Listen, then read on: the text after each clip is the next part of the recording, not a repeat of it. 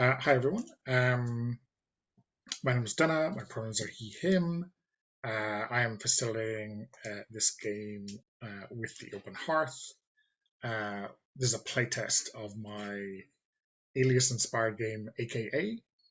Um, um, so yeah, we're just about to jump into character creation. But I said maybe it'd be great to hear from everyone in terms of like what they like about this genre. Obviously, I'm a fan of Alias. Although I will say the the uh, the odd conspiracy stuff that J.J. Abrams did in this really warned me off Lost when that came out in the final season of Alias. So I love a good conspiracy, but yeah, we'll see how this goes.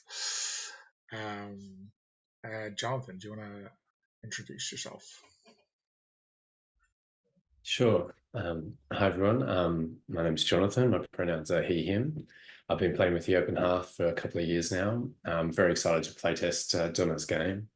Um, I watched all of the um, Alias series, and um, Nikita's on my watch list. I haven't got to it yet, but I'm planning to.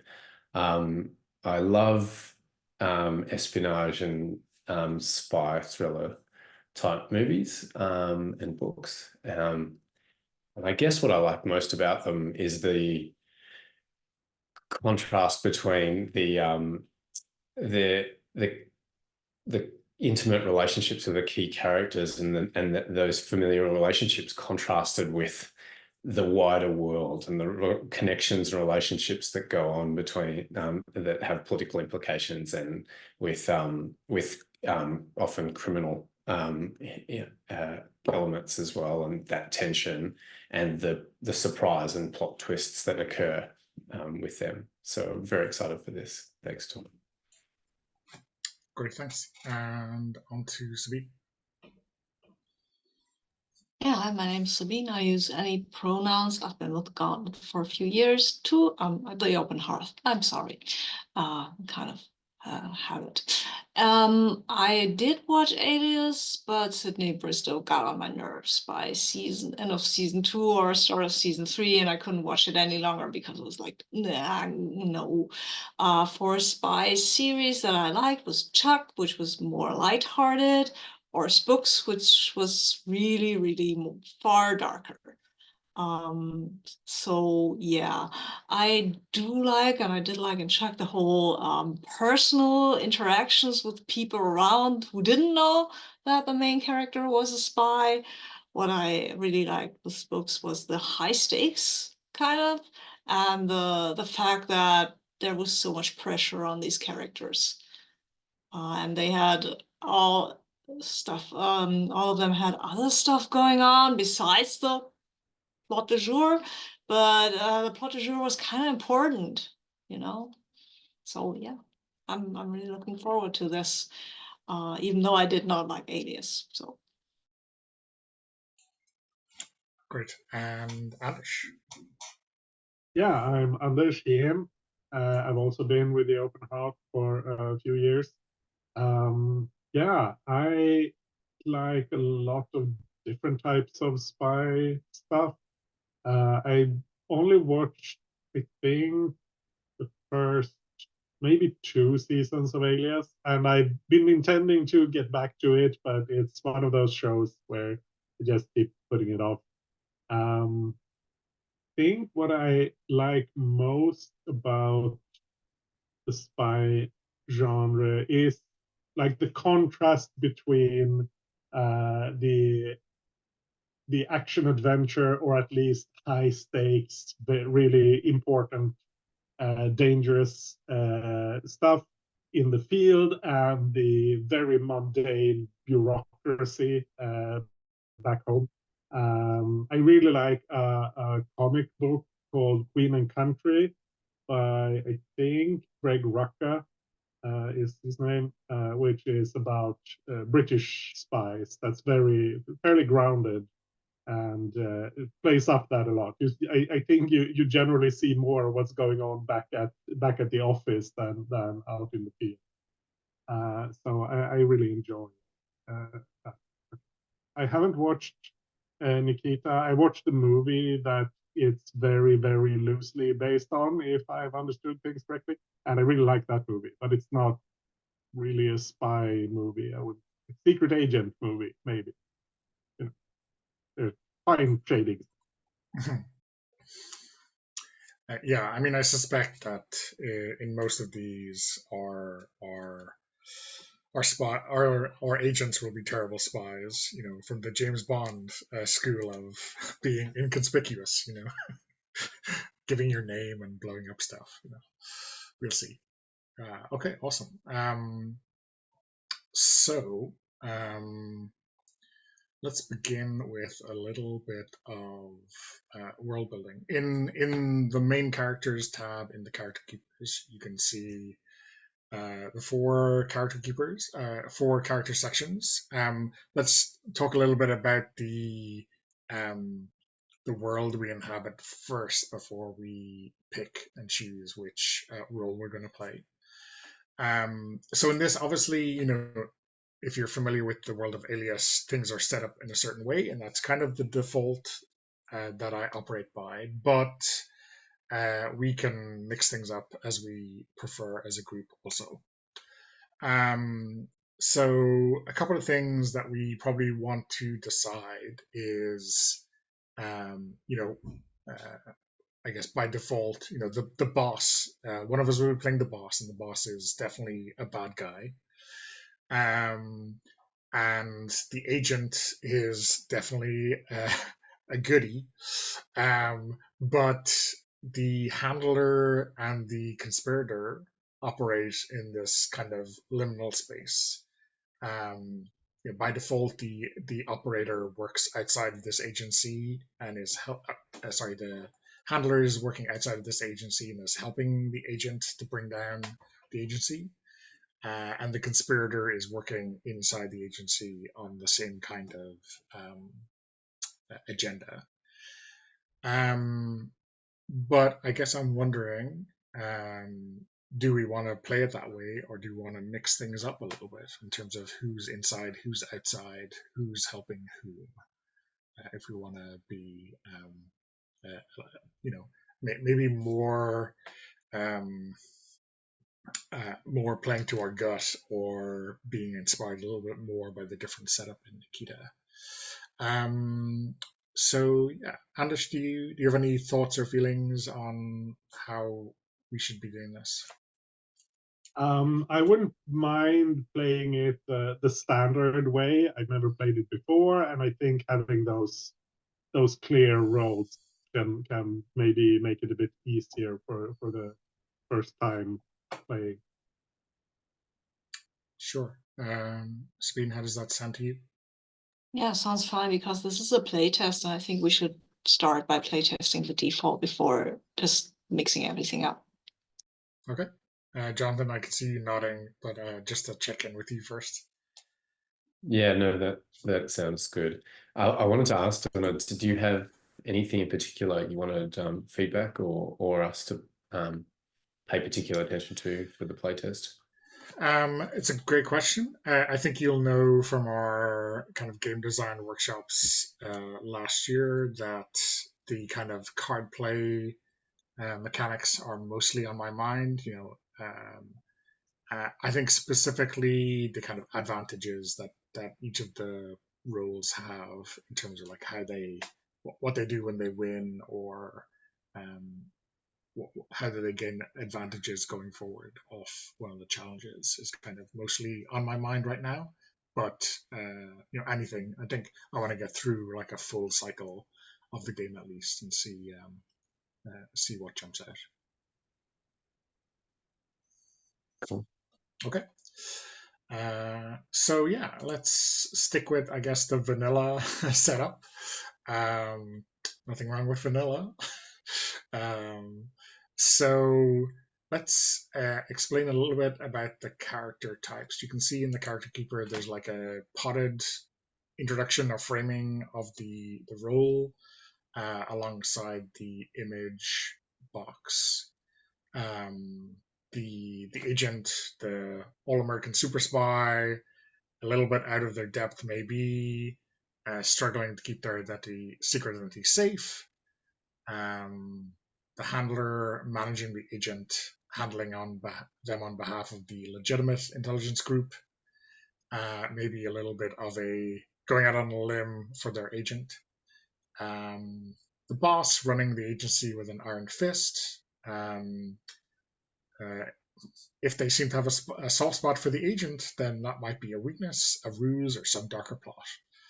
And finally, the conspirator who works with the agent, a figure of authority over her, professionally, personally, but whose agenda is ill misunderstood by most. So out of those four, is anyone really angling for one over another? I have a little trouble understanding what the conspirator is supposed to do. Are they working against the agency, i.e. Yeah. the boss? Okay, so they're from outside the agency, but they conspire with the agent against the agency. Yeah. So Okay.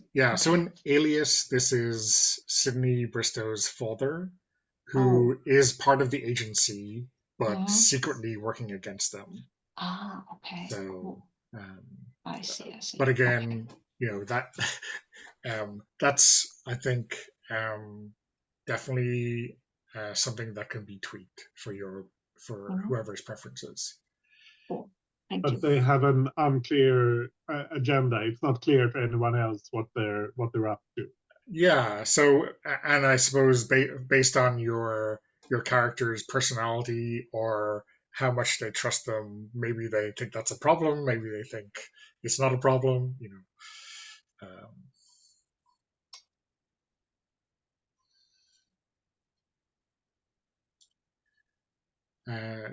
Jonathan, you're unmuted, so I'm going to ask you first. Do you have any preference? I've got a mute button on the mic as well. So, yeah, I've actually, to be honest, I think I'd like to play the handler or the conspirator. Yeah, those two are drawing me most. They all sound good. Like, all the roles are great and probably easy to draw on. But I think I'm just feeling for this game something like the handler or the conspirator. Sure thing. Sabine, do you have a preference? Even if the agent is orange?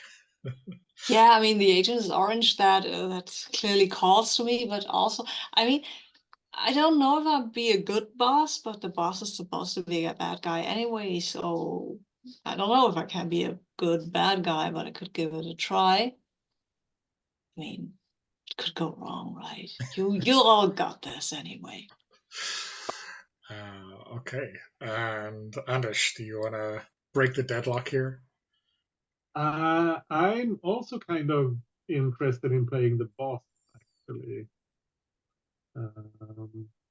So if Sabine is okay with the agent, then sure, I can be a dewy-eyed agent. I don't know if that's the correct expression, actually, but yeah, then I'll go for the boss. Okay. So Jonathan, do you have a preference between the handler and the conspirator? I think I'll take the handler. I think I prefer that, unless you prefer it. But I'd love to see. Don't know if you're going to be the other one. Then I'd love to see you as the conspirator. So okay, yeah, that's fair enough. Okay, so I think that is everyone decided. I have kind of played the boss on quite a few occasions. It's almost like a GM role. In a very trad way, you're kind of against everyone else, Okay.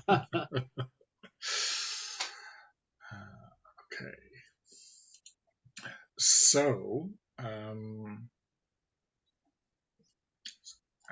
obviously, the most important part of character generation is picking your picture.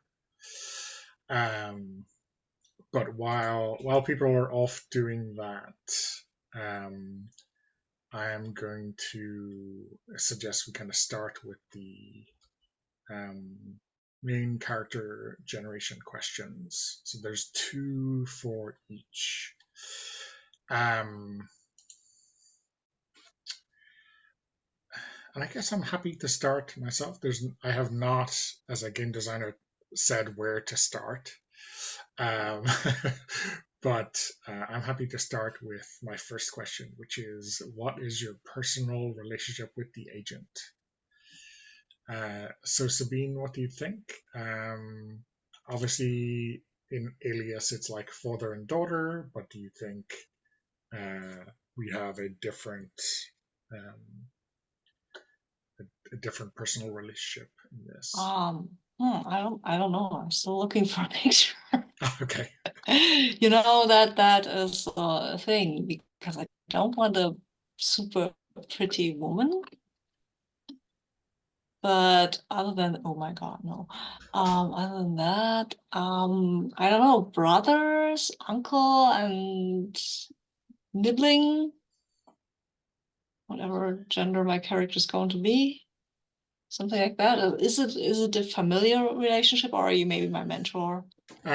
So it's not defined as familial, but personal as well as professional. So maybe I recruited you, and maybe there's a little bit of a mentorship going on. Yeah, I like that. You're my mentor. Okay. No, I don't.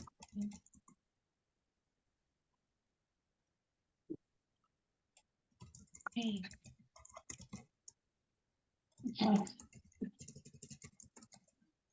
Sorry, I'm getting very weird pictures. Oh.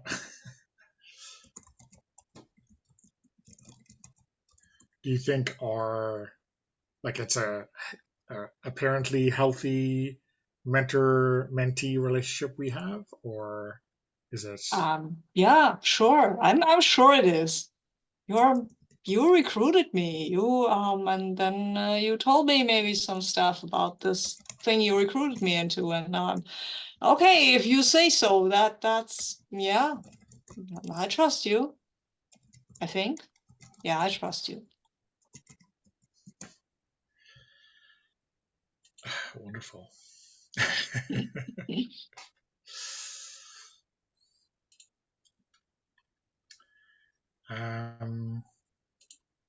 Yeah. Anders, do you have a question you want to answer? I'm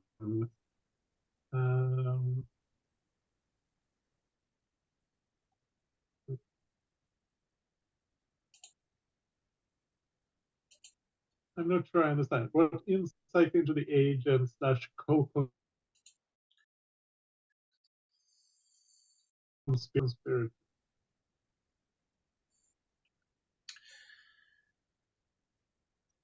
So I guess this question means that, do you have a blind spot with the agent or the conspirator that maybe your character's spouse, who's like a side character, has some extra insight into?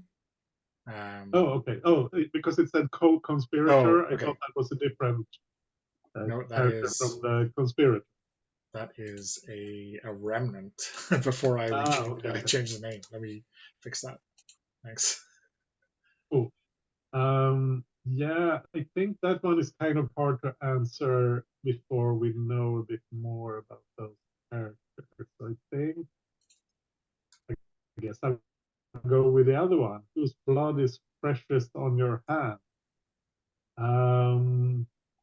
Well, we want something juicy, so I think it should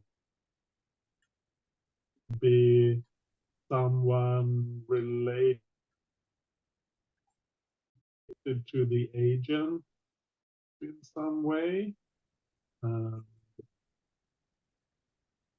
do you think, Sabine? Are we related like in a blood relation? No. Yeah, but that was going for the whole, yeah, that might have been someone who is actually from family member, a cousin or something like that. Yeah, definitely could who be. got maybe into deep with the whole thing and saw something they shouldn't have. Well, if you want to juice it up, it should be like a sibling, probably. Yeah, okay, my brother. Yeah. Cool. I think that's why I look like that in the picture. Because my brother got killed and I don't know why.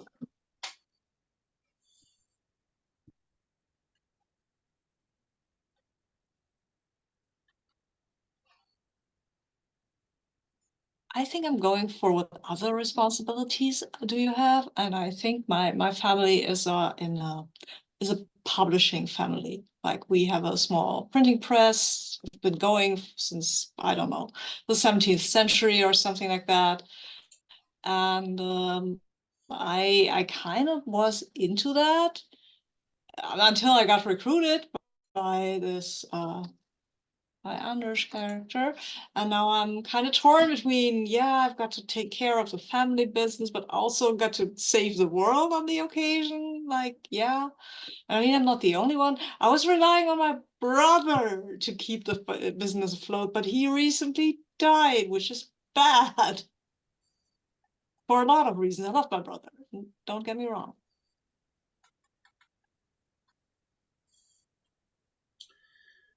So do you think this was pretty recent?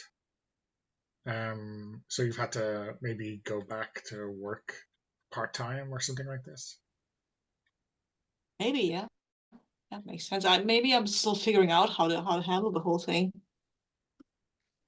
If that's okay with you, Anders? Sure.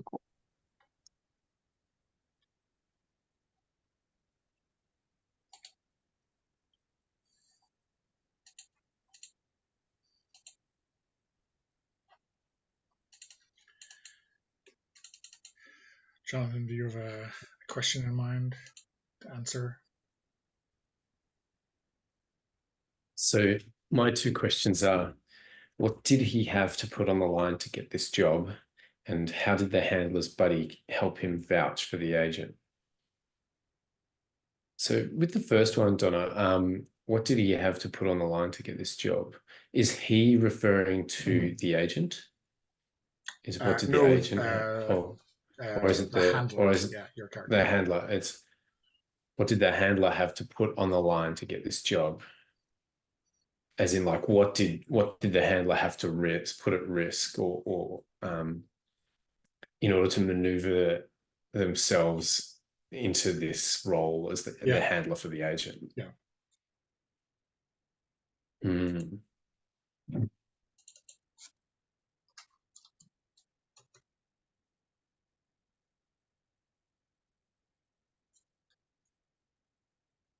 Good question.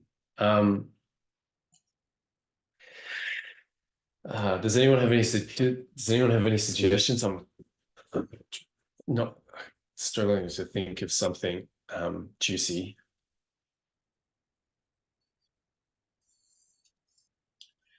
I mean, did you promise quick results? Maybe quicker than you would have liked? Or did you have to leave a cushy job to be 100% in on this?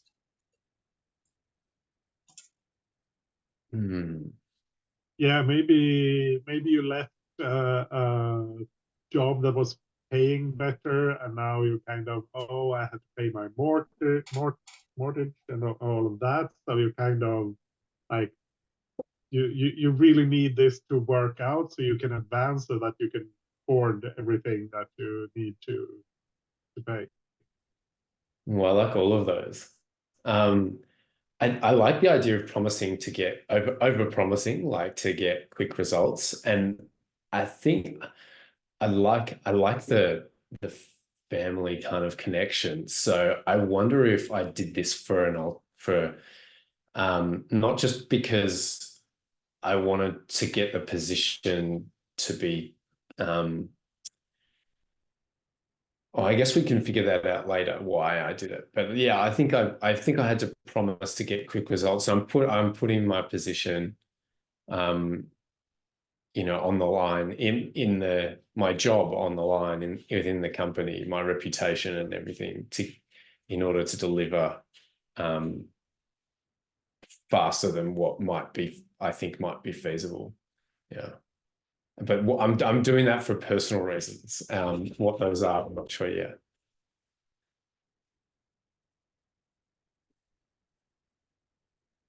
So I'm putting my job and my career and my reputation on the line by over promising on results.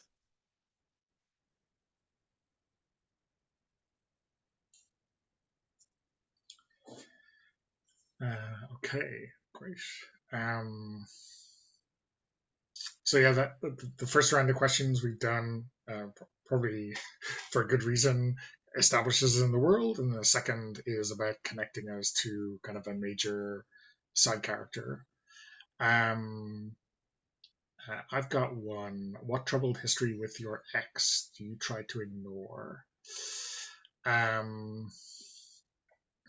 I think maybe just to make things interesting, that my character's ex is not working with the agency, but working with Jonathan. You said the company, right? Which obviously is spy speak for the CIA. So I'm going to say that my ex works for the company.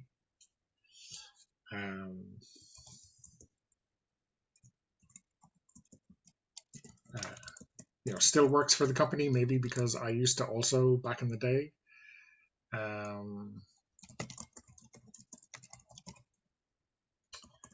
And I mean, I imagine that is even more awkward than than it might have been normally.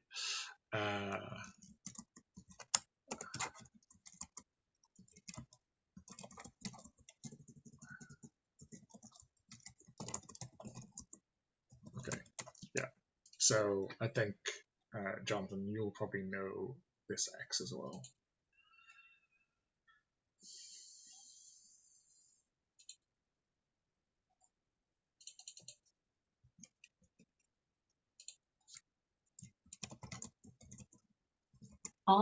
I thought about how I explain everything to my best friend, and I think the thing is that I don't. I just hope that my best friend is a librarian, and I really like him. I mean, I have a fiance who's apparently not my best friend, but you know, anyway, yeah, I don't. I hope he talks more than I do, and I can just let it flow by all the questions about what I'm doing. I'm mostly I think I say research a lot. Whatever I'm researching is pretty much unclear. I might have told him that he might be under the impression that I'm a grad student for, I don't know, bibliophilia, which is not, what's the correct word for someone who studies book stuff? I mean, bibliophile, I think is fair. Yeah. Yeah. Yeah. So like, you know, when you're going on a last minute trip to wherever it is, it's because you have an urgent purchasing opportunity, right? Yeah, exactly. Bibliography. Bibliography, yes, that's the word.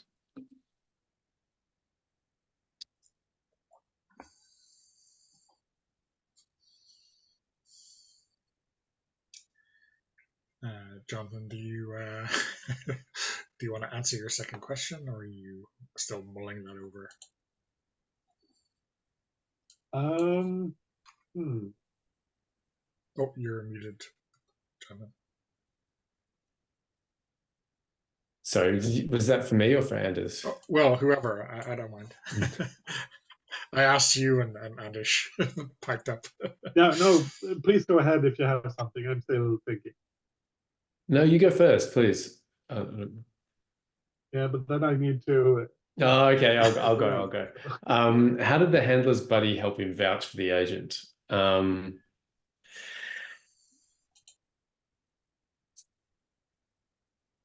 Hmm.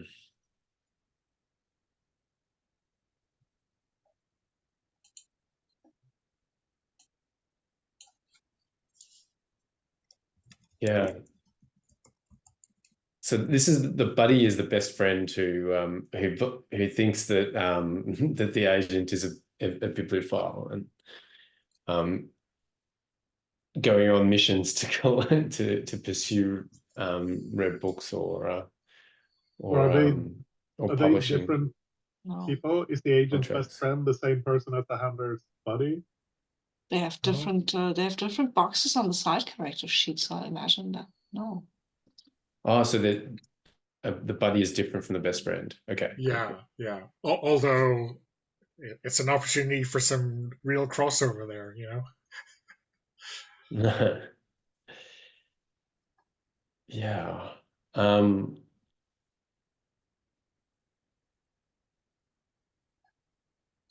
I, how about that we dated?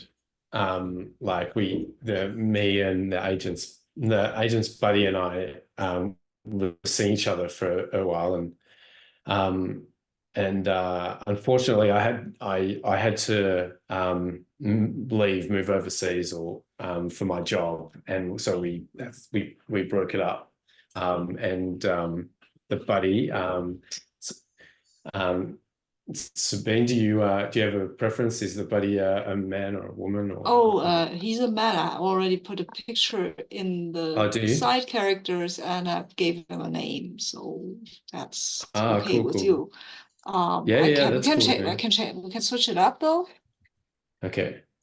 So so you've copied across so that the Yeah, same picture because of. you said that they're the same person, so I copied it across. But you can obviously delete that. Yeah, no, I reckon if there was intended to be two different characters, let's keep it as a separate character. But I'm happy for the relationship to be like if I'm happy for you to define your buddy, and I'm happy and we'll say that my character, the handler, was romantically involved with the buddy, but ended the relationship because they are saying they had to move away for work. And the buddy still clearly harbors some romantic attachment, and that's why they vouched, or at least positive feelings, and that's why they're willing to vouch for me to the agent, which hopefully will give us some reason for things to get a little bit messier. Does that sound good to everyone? Cool.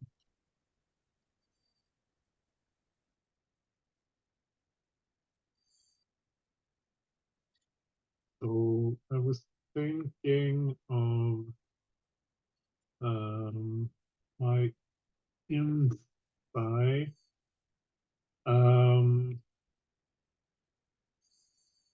Think maybe something like she, or should this be, should the, well, what I was thinking was that the conspirator has accessed some files they're not supposed to look at or something like that. Or is that something that's interesting, or should it be something more, some other kind of insight? I'm not sure what. Um, I mean, I guess it depends what you like. Do you think that your character's spouse has like knowledge of exactly what you do, or is this more like, oh, we've been over for a party at your house, and that they have made some observation about my Oh yeah, personality or something like this? yeah, that's probably more interesting. Yeah. Um, uh, Yeah, I like that better, that she doesn't know what it is I do exactly. And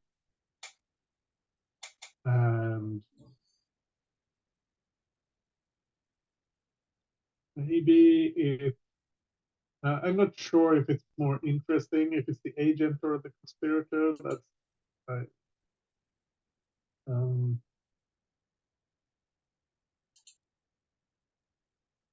I think it's more interesting with the conspirator because I already have a thing with the agent, with the brother. Um,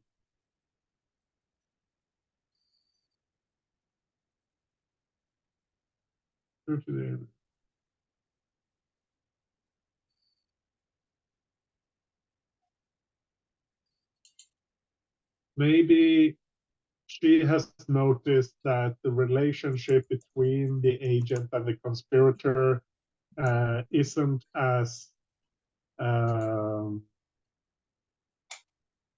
cordial as it used to be, or something like that. That there's a schism there. Does that make sense? Yeah, I mean, maybe, yeah, maybe we both, maybe neither of us realize it either. Maybe, you know, you can see this rift, starting Yeah, before we even notice it. I like that because I mean you recruited me into this agency and now you're telling me that they're all basically evil. How do I trust your judgment? Really, I mean, not that I'm saying that, but no. But I really like you. You're a great mentor. Perfect. Okay. So I think we've got enough drama fuel there.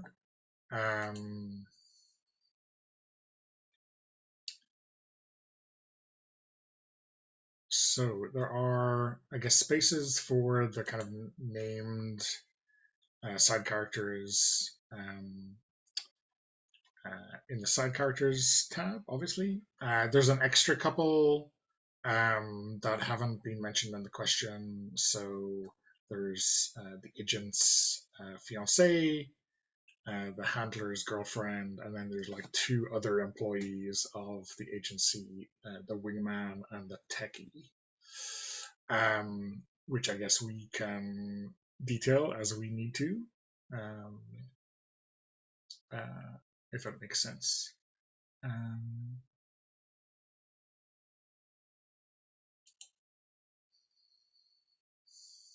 So yeah, I think we're in a pretty good spot. I wonder if we should take a break, given that we're at a natural pause. I have 5 to the hour. How does 5 past sound?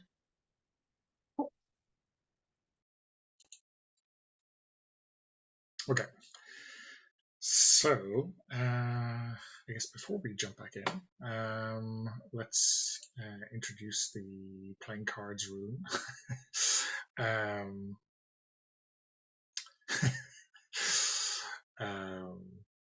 So there's a link in the character keeper, but let me put it in the chat. Okay. So there is a seat corresponding to each of the roles. So you should sit down in the right place.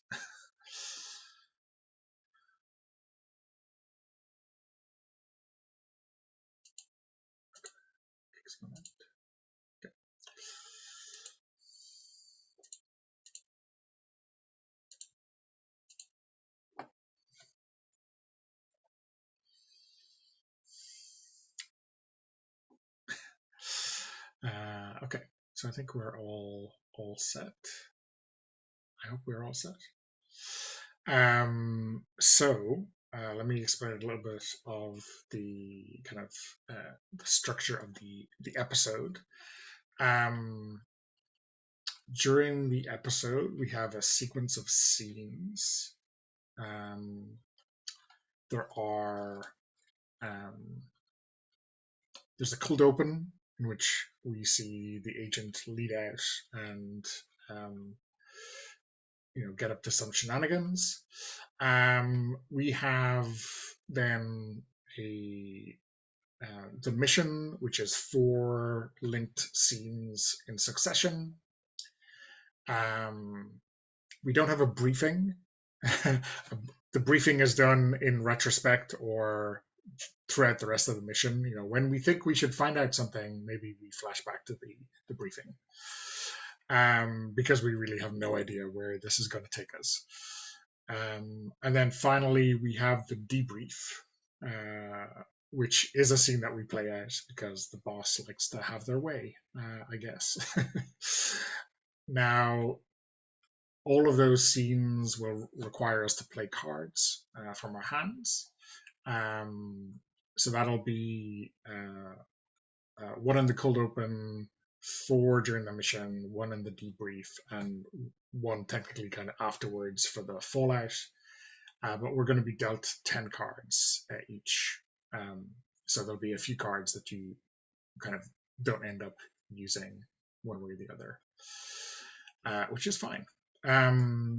So when I in the playing cards room, when I deal 10, you should now have 10 cards in your hand. So you can probably group them by suit, as is traditional in card games, because each suit corresponds to a different kind of effort. Let me explain a little bit more what that means. You can see some of this information in the rules, mission seeds tab in the character keeper. So the 4 suits correspond to different challenges or approaches that you take. So let me read through them. Spades is guile, so using subterfuge to fool the enemy or manipulating them into giving you free rein. Diamonds is gadgets and prep, being equipped with some helpful gizmo or having a vital piece of information. Clubs is might, kicking ass, or taking names, or using authority to get compliance. And hearts is your kind of moral compass, keeping your head straight, relying on an emotional connection or memory to get you through a challenge. Okay, and these are going to be very as fast and loose as you need them to be. So when we play, depending on who leads out, we're using trick-taking rules. So basically it means that if someone leads with a heart, then you have to, if you can, follow with a heart. If you don't have any hearts in this example, you can play any other card. And obviously, if you to kind of summarize, if you have the highest card of the lead suit, then you're going to win the challenge. You're going to dictate narratively what happens in the challenge. The important swerve ball on this is during the mission. So those 4 scenes in the middle, we're also going to draw a trump card for each of those 4 scenes, and that is not necessarily what. So if you play a trump card, this will win instead of the lead suit. So it's to give a little bit of unpredictability, or to mix things up a little bit. So we'll explain that when we get to it. And I guess the final thing is when you're playing, aces are high, so it's like 2 to 10, and then jack, queen, king, ace in terms of ranking. Okay. Does that all make sense? I'm not sure how comfortable with trick-taking games everyone is, but if you need some help or want to slow down, that is all right. You can always ask. Okay. So you'll notice in the card room we also have a second deck, and that's because if we want any kind of inspiration, we can draw a card from that. And on the same rules of mission seed, you can see there's a grid for opponents, that's names or organizations, what their deal is, locations, major cities, minor cities, and MacGuffins. And so when you want some kind of inspiration, you can mix and match however you want. Like you can draw one card and just read across the row. You can draw two cards and just want to know a location and a MacGuffin. You can draw 7 cards or 6 cards and just apply it however you want. So it's just there as a resource, and just so you don't have to come up with everything. The pace of that can be, again, at your own discretion. So, for example, we may not need to be in a different city every single scene, but we can if we want to be. So again, very much up to us in play. Okay. So, so we start with the cold open.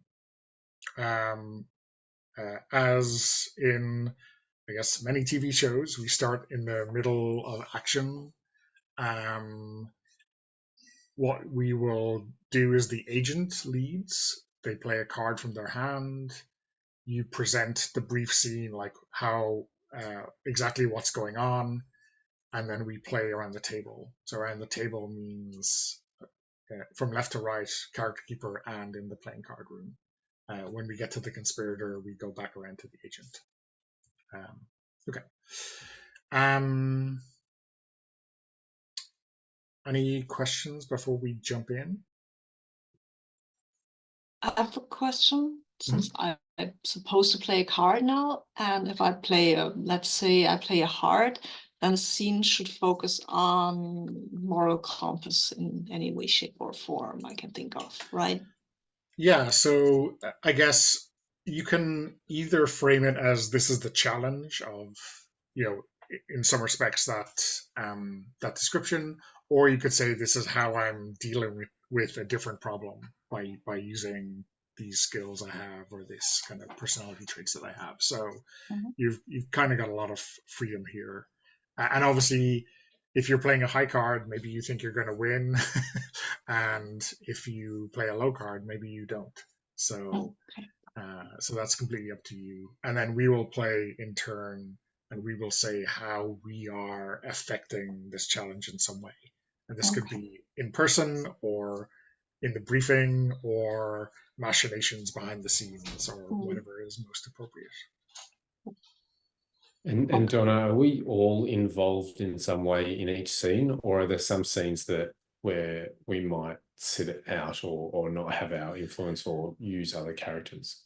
Yeah, so we're always going to be playing a card in these scenes, but if so, for example, as say the boss, you may decide that you are still back home in base, and you are affecting things through your other agents on the scene, the wingman or whatever makes the most sense. So we're always going to play a card, but obviously, this may be for you like advice that you gave to the agent, right?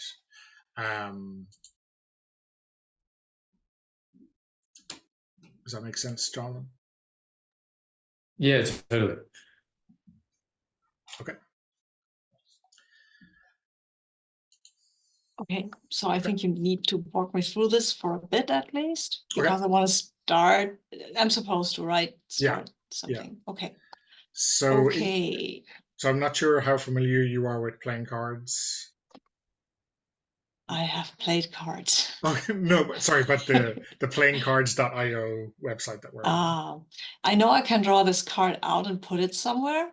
Yeah. Should I put it on my pile? Yeah, put it on your pile, exactly. And should it be face up or face down? It should be face up. It should be face up. Okay, so I'm just draw out one of my cards and say, okay, I'm going to do this because I have no idea. It's face down now. But I'll turn it up. There it is, and I play a 3 of hearts because why not? I don't have terribly good cards, to be honest. So I think this could mean that I am somewhere, which I will be clear about in a minute. I'm somewhere trying to talk someone into giving me something, maybe, but it doesn't go too well, right? Because I have a low card. Am I reading this right? Yeah, that's right. So mechanically speaking, that's right. So Okay. in terms of fictional or narrative, I guess we probably want to know like what we see on camera. Do we see you talking to someone over a table? Do we see like what city or location we're in? Do we have any idea what's at stake here? Those kind of questions. I think I'm going with Good Omens because we are in Bletchley Park. I think this is in London. It's foggy because of the background picture. We're in a park, or I'm in a park, and there's another person who has a maybe let's say Eastern European accent. It's not pretty quite clear where he's from, and I'm trying to talk him into giving me the plans. That is vague, but I think it might become clearer during the scene, right? And I'm trying to be kind of suave and like, yeah, I've got all the trumps in my hand. I am obviously a British citizen. I can speak with a perfect British accent. My character can. Sydney Bristol here with me, please. And I will talk to this man, and I will speak in a bit of a London accent, which I can't do, but I'll try. And I will tell him that the plants are very important to His Majesty's future in this whole endeavor, and the current, and with the current situation being what it is, I think we are kind of looking for, let's say, alternative allies since the whole EU thing, remember. And I think the Middle Eastern person, not the Eastern European person, is not really buying into that because he might not be Russian after all. Great. So Jonathan, we cut to you. Okay. I just realized that we have advantages as well. Yeah, so I was going to mention this. So you have a specific advantage when you follow or lead with hearts. You can basically help the agent out. Yeah. So with hearts is when you follow or lead with hearts, you may replace the agent's card with yours, higher or lower. If your play helps her win, she draws a new card. So I'm going to do that.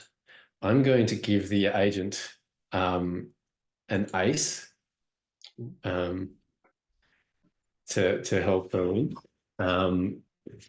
And I think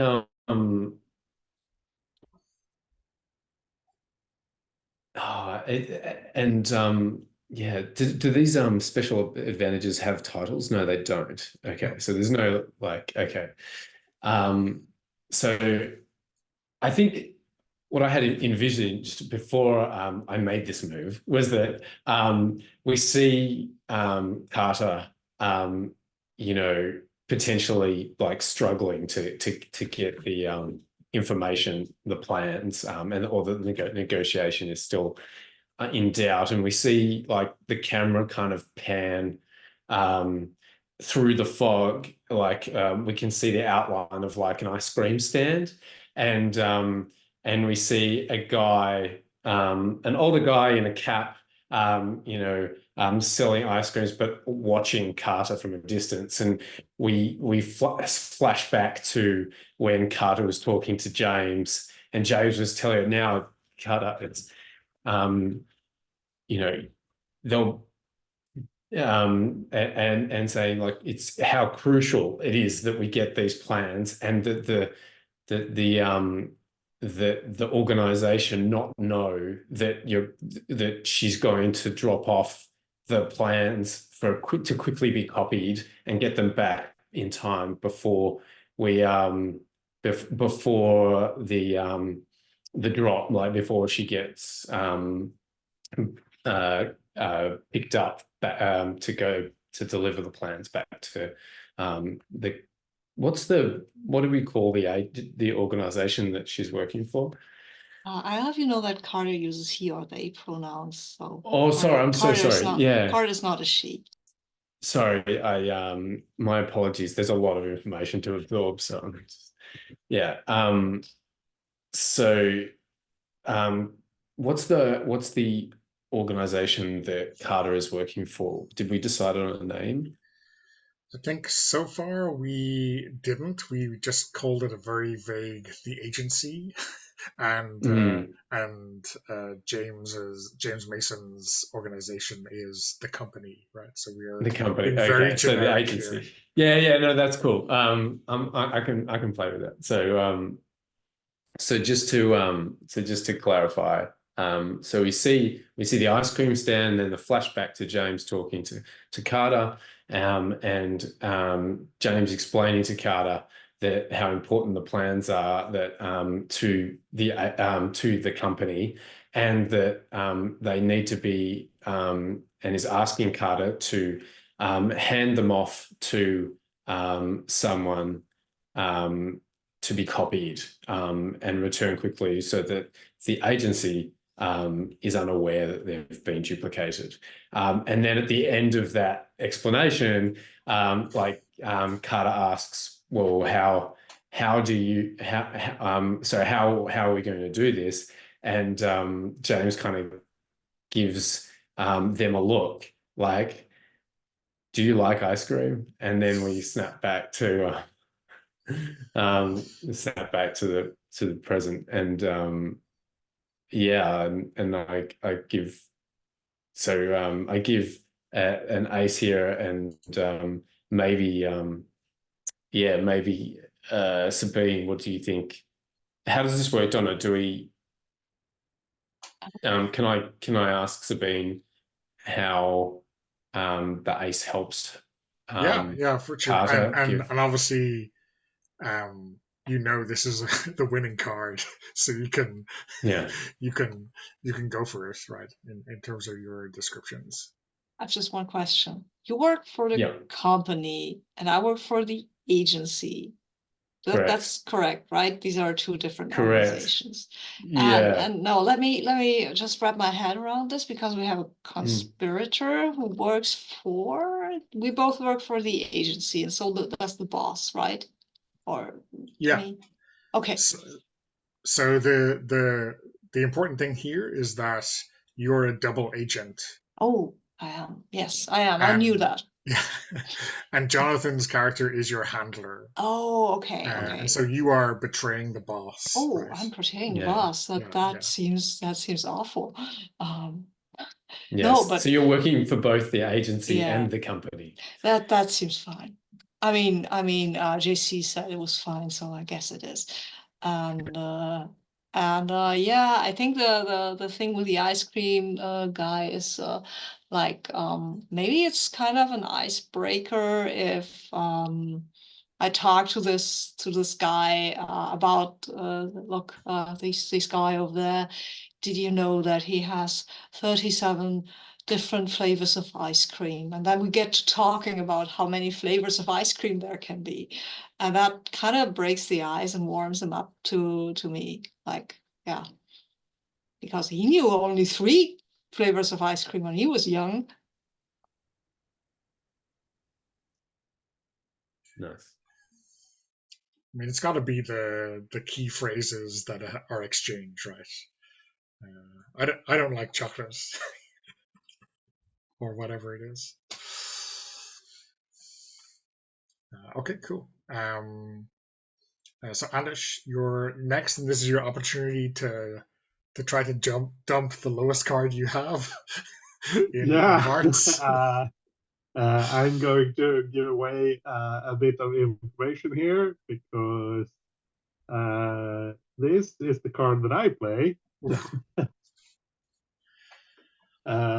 Because I have to follow suit, right? I have to follow it. Yeah. So I think this is a scene. This is a flashback. I can do a flashback, right? Yeah, absolutely. Yeah. So this is a scene back at the office before the mission. And I think this is, yeah, I called Carter into my office. And I'm just so Agent Price, it's very important that we get these plans. You absolutely must not fail at this mission. And I know you're in a difficult situation right now with this terrible thing with your brother, but you must forget all about that. You must focus on the mission. So don't let anything distract you. Just keep your mind on the job, and absolutely do not fail at this. This is incredibly important. And then, yeah, sorry. Yeah, I think should I narrate the influence of this in the scene, even though we know it's not the winning card? Or Yeah, I mean, do. I think we like to see some kind of reaction either in that flashback or in the real kind of live scene. Yeah. I think in the real life scene, while they're talking about ice cream, I think Carter says something like, "Yes, Jesse, my brother, he really, really used to love strawberry. But, there are people allergic to strawberries." Like, kind of overcoming that memory.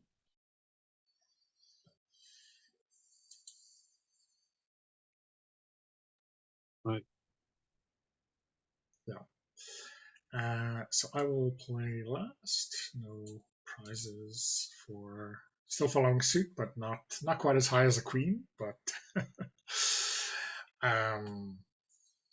so I think we see JC, walking a pack of dogs through this park. Lots of big fluffy dogs, maybe like half a dozen golden retrievers or something like that. And yeah, I think we see him get the kind of the drop from Carter of the documents after they have been passed off to Mason. And there's not much opportunity for them to talk, but maybe one of the golden retrievers is very friendly and like jumps up on on Carter, and that gives us an excuse to kind of exchange a few words. And it's mostly professional, but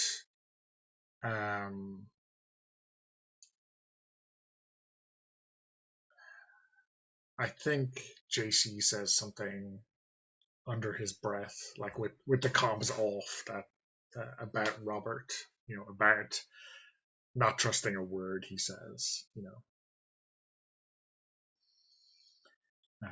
just stay focused and we will we'll make him pay.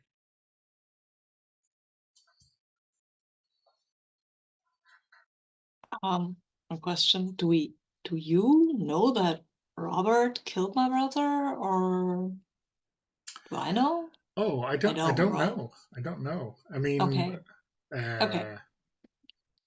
Okay, so I think it's more effective if we don't. That comes something that will come out somewhere dramatically. Okay, so Carter will just look at you and says, well, who's right about focusing on the mission at least? Okay. So that is our cold open. The Agent 1, which means we continue. We don't go like 12 hours earlier to find out how they got into all this trouble. We continue on into the mission. Okay. I have a question. Yeah. I'm sorry, I have a lot of questions. No, sure. There are setbacks. What do they mean? Yeah. So what happened? At the end of each session or each mission, whoever has won the most tricks gets to fill in like this season mystery, and whoever has the lowest number gets a setback. Now so you get to choose one of these 7 from your list. We all have completely different setbacks.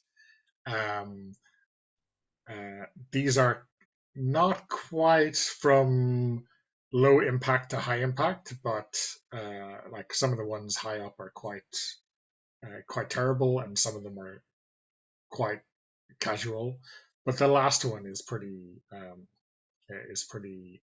end of season cliffhanger type. So yeah, so you don't have to worry about that till you think you're gonna have the fewest 1 tricks. So that's what the number just underneath your kind of hand area is, or sorry, underneath your player seat is, so you can keep track of how many tricks you've won. If we were playing in a physical space, obviously you take all the cards you won and you keep those in front of you. Okay. I have a question too, Donna. Yeah. So does the procedure play, everyone plays a card and narrates their involvement at that time. Is there a final, like once the winner's been decided or established, do they then have a final narration, or is it the last player who played ends the scene? No, the winner gets a final kind of wrap up narration, just to because obviously it would be very neat if the last player to play won, but it doesn't always work that way. So yeah, Sabine can add some nice bow, some nice narration to close out that scene before we go to the mission proper. Okay. And just one more question. You said the one who wins tricks, and that means probably that you click on the plus or minus. Is that correct? Yeah, so you click on the plus just to record how many Okay. tricks you've won during the... And do I click on one of these now? Did I win? Did I you win did something? Yeah, you did win. I won. Thanks, Jonathan. I won something. I feel validated. Okay, I think the end of this is I think the more dramatic end is like this Eastern European dude is mostly like, yeah, it's not quite clear how I actually got him to. Maybe I actually said the password, like the catchphrase. That was something to do with the ice cream, which he recognized and thinks maybe I'm someone from a totally different organization, which I take with like, yeah, okay, fine. I think, and I think, yeah, I take the plans, I give them to Mason. And then I said, then when Mason gives them back to me, I'll meet up with, give them to JC, I think. And then I tell JC, I think we have another player in the game. There's something behind this guy. He's not running straight. Okay. Great stuff. So there's some bookkeeping at the end of a let's say a trick. So based on what just happened, Sabine, you draw a card from the deck. So that's the short deck of 12 right now. You can just drag it into your hand. and Jonathan, you draw one as well for helping the agent. Okay. So, okay, so we go on to the mission proper. Each mission is made of 4 scenes. At the start of each scene, a card is drawn from the deck. This is the trump suit for the scene. So I'll draw that now. It doesn't really matter who draws it. So it's diamonds.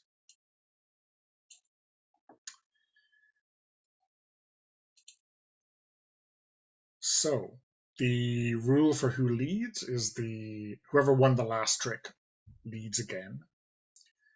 Though you are aware of the trump suit. Now, in normal trick taking, there is often a rule against breaking trumps, but we don't have any of that here. You can play trumps right at the gate if you wanted to. Do you have to follow suit, Donna? You have to follow suit as normal. Yeah. So say someone leads with clubs or whatever. You don't have a You have to club. follow suit, but if you don't have any clubs, you could say, well, now I can play a 2 of diamonds, to take this in a slightly underhand fashion, right? But it's still only if I put out a club or whatever, everybody follows suit, and then we end. I don't get to play another card in this round, right? Yeah, so okay. you're only playing 1 card in each round. Okay, so if I wanted to say, okay, I want to win this, I would start out with a high card, right? Yeah. Okay, cool. But remember, when you go first, you're also set, like everyone else has to follow you unless they have run out of that suit. And then they can trump. If they can't follow suit, then they can trump. Yeah. Oh, and then they win even if their card is lower. Yeah, because they're playing from the magic suit. Yeah. Okay. I kind of get it. Oh God, do I have to narrate the whole thing again? That's the disadvantage of winning is you get to set the scene. Okay, but if you want, we could draw some cards from the mission seed and come up with something kind of random. Yeah, that was my idea. Yeah. Okay. Just to say, we could also have something that's related to the planets that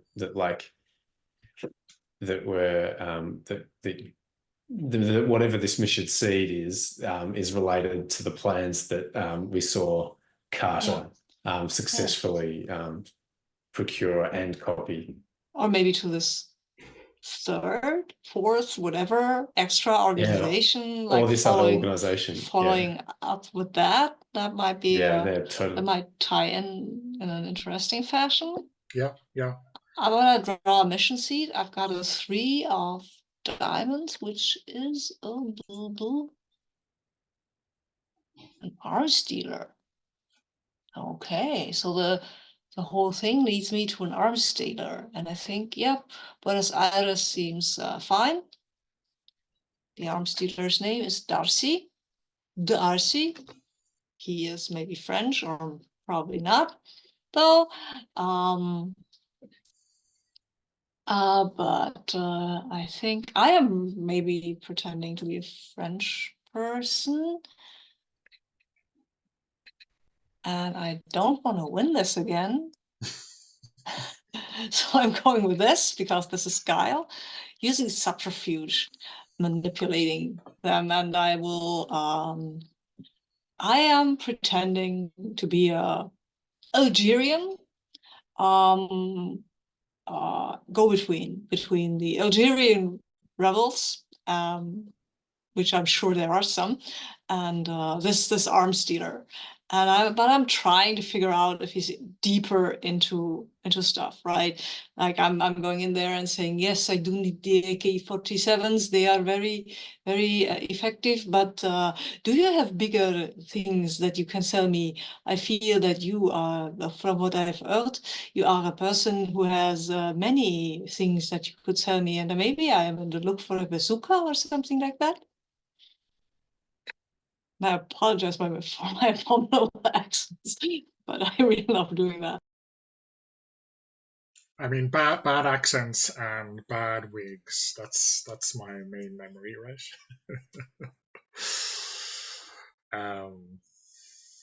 Okay.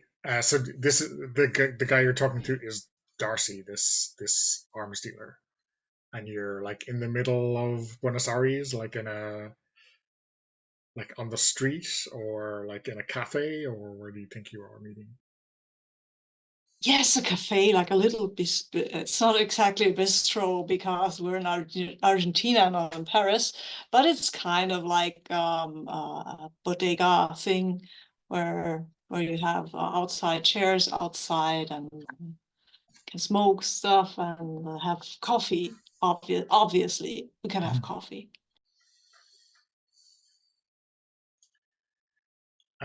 And do you have any idea what this guy Darcy looks like or acts like? Is he, suave, or is he brutal, or do you have any? He's jumpy. He's really jumpy and twitchy. Like he trusts nothing and no one, so he's constantly on the lookout for something. He probably has people around, but they're also jumpy because their boss is jumpy. And yeah, I think he's a little small. No, he's not small. He's tall but lanky, I think. Like a bit awkward, like has too long arms and legs, just doesn't know where to put them.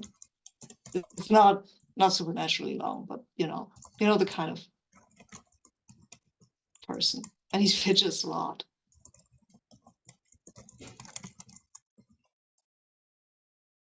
Okay, great. Oh, his French accent might also be fake. If there are French viewers there, they'll be, what are they doing to my language? Okay, awesome.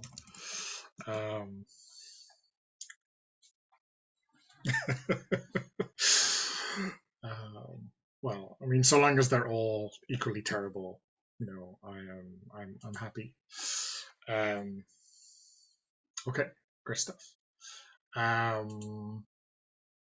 Jonathan, do you want to jump into this situation? Sure. So I don't have any special moves here, so I'm just going to play a 10 of spades. And I think this is where I think we'll do I think we see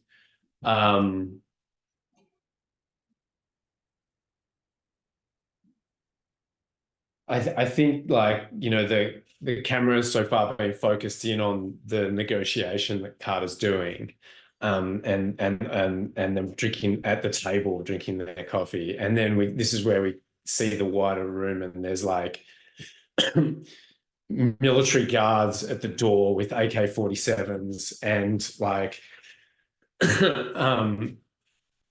and it's a busy, crowded street outside the door. We see people walking past, and there's like an armed truck like sitting parked out front, and we flash back to James and Carter talking, and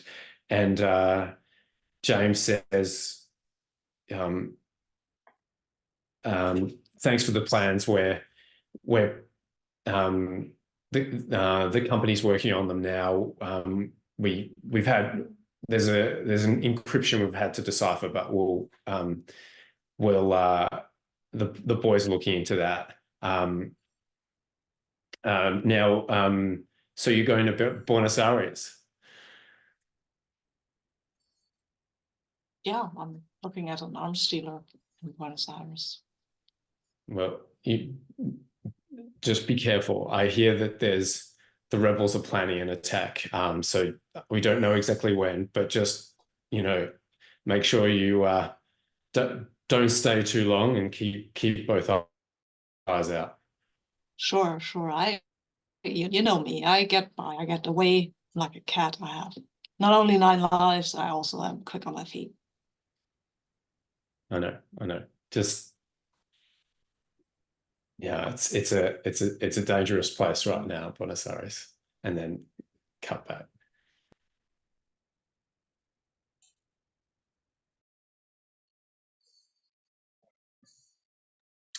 Yeah, go ahead, Anders. Yeah. I am going to play low here. I think Phil back at the office.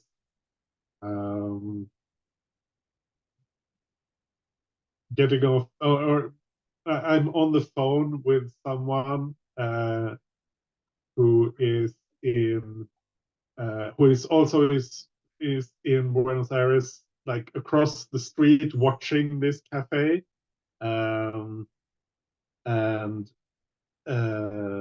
they are saying, or I'm telling them,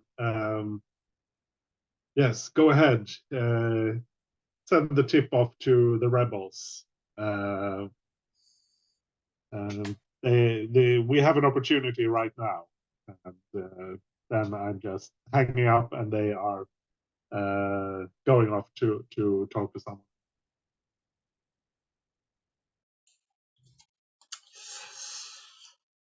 Yeah, I mean, there's no evil cackling yet, but we have the vibes.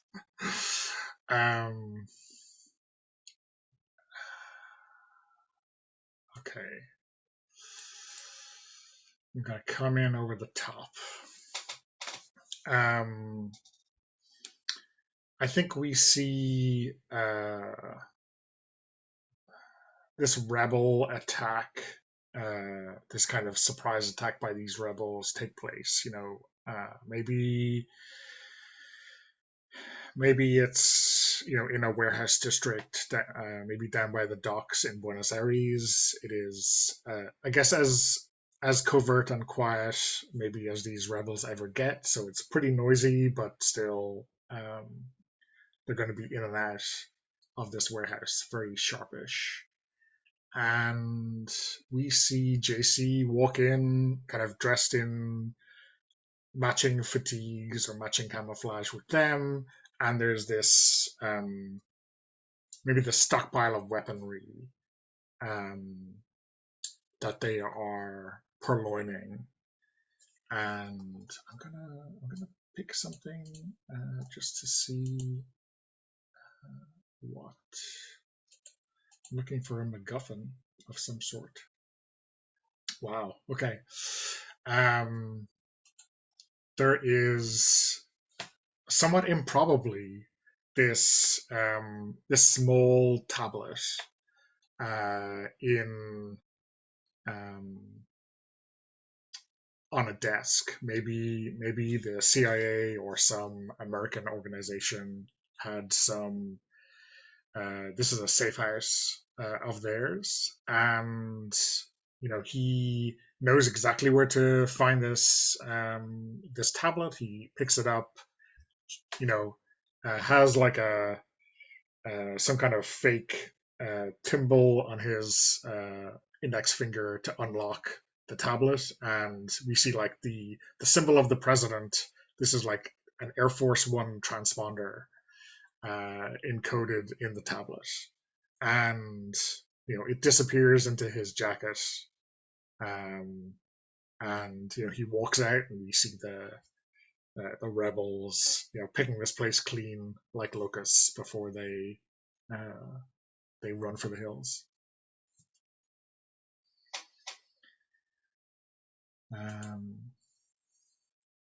And I think we see JC like on a phone, later that evening, back in the cities, talking to someone, we don't know if it's the boss or someone else. I've got it. The next step can proceed.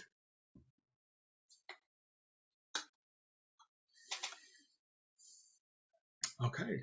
So that's that first mission scene done with. One important thing to note, I kind of mentioned it in brief passing earlier, is that at any point in between mission scenes or when there's like a suitable pause in the action, any of us can have a sidebar.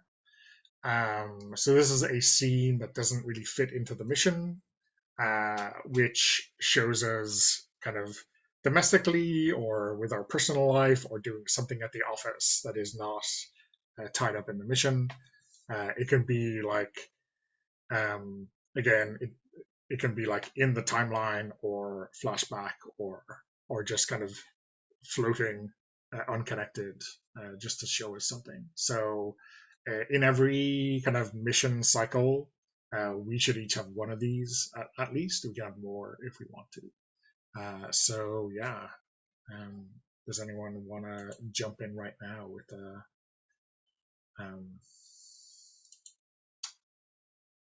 I guess there's is there a desire to see Robert do a thing that isn't cackling evilly, or I wouldn't mind seeing him cackling evilly, but I feel we haven't seen enough of Robert so far. Yeah. So Anders, you can set this scene if you want one of us to play a side character, be it like at home or in the office. Just call on us and we will jump in. Yeah, trying to focus. I'm feeling a little bit under the weather. I'm not sure if I'm coming down with something, so I'm a little bit unfocused. But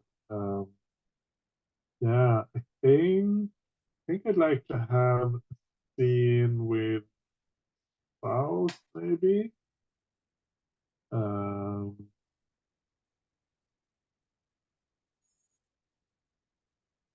Like we're at home and I am clearly frustrated about things not going the way I wanted with the mission. I can't talk to her exactly about what happened, but she's trying to soothe me, I guess. Does someone want to play L Wall for this domestic scene?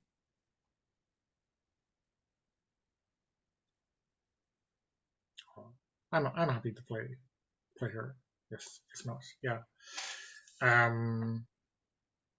What's the house like or the apartment like, Anders, where Robert and Elle live?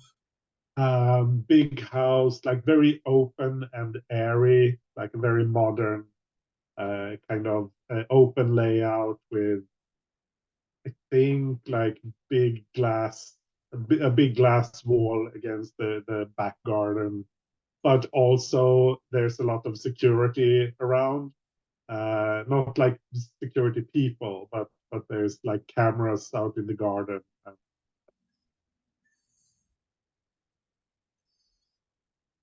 And is this like coffee at breakfast, or are you like watching TV in the evening? How domestic, how normal domestic does this get? I think it's after dinner.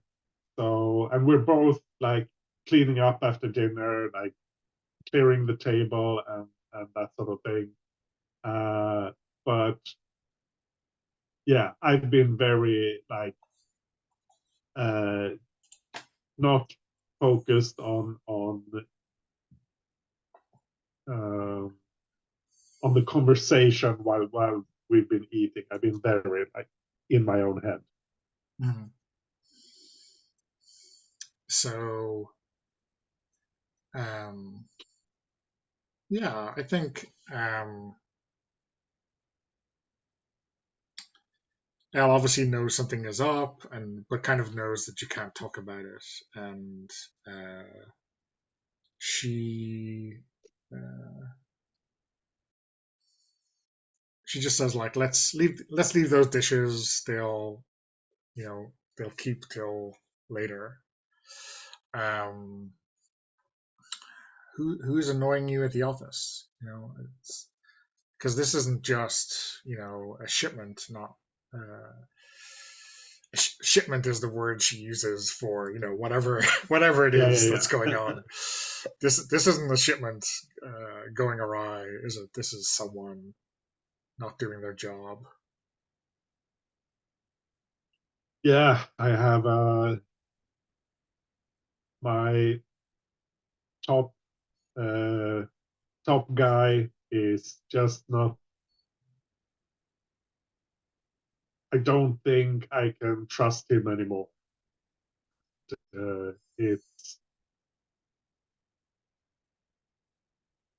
But I can't just replace him either. There's too much at stake. Can't bring anyone else in at this point. So it's frustrating. I can't get the things done that I need to get done in the way they need to get done.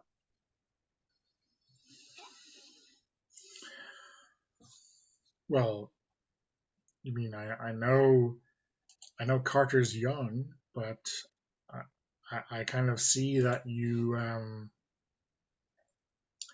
think they're meant for bigger things. So maybe you just need to give them space to succeed.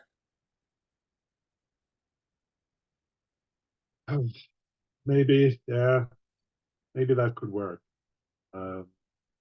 Think they're. I'm just not sure if I can get them to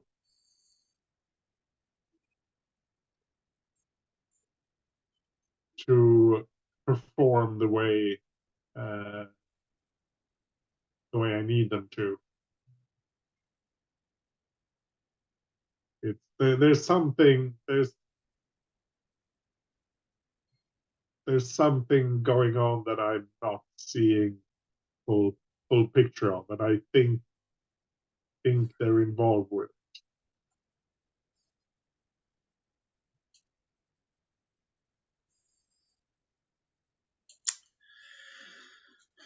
Well, I just hope you're not thinking of going out there yourself again, because I absolutely forbid that. No, I promise, no more field work.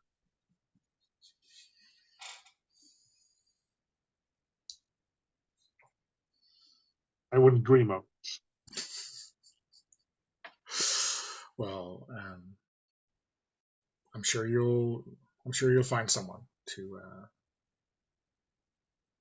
who can fill the role. Coffee, or is it too late? Well, some coffee would be lovely. Maybe we'll have dessert now. You think we can cut it there? Yeah.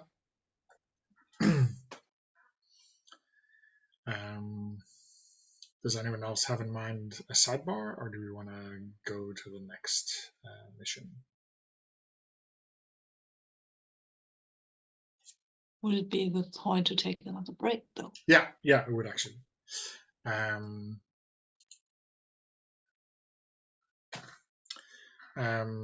Yeah, so do we want to have another sidebar, or do we want to continue with the mission? We can have one sidebar each per mission cycle, right? Yeah. Okay. Now. Okay. So let's continue. So for the second mission scene, I'm going to draw a new trump, which is hearts.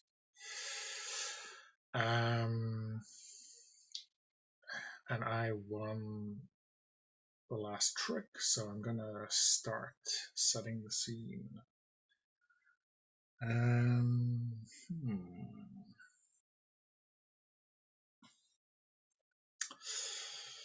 Okay, so I guess I'm just gonna go first. So I'm leading out with an ace of diamonds. I hope everyone has a diamond.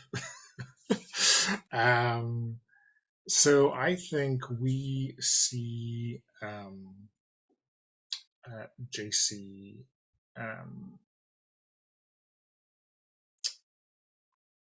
sitting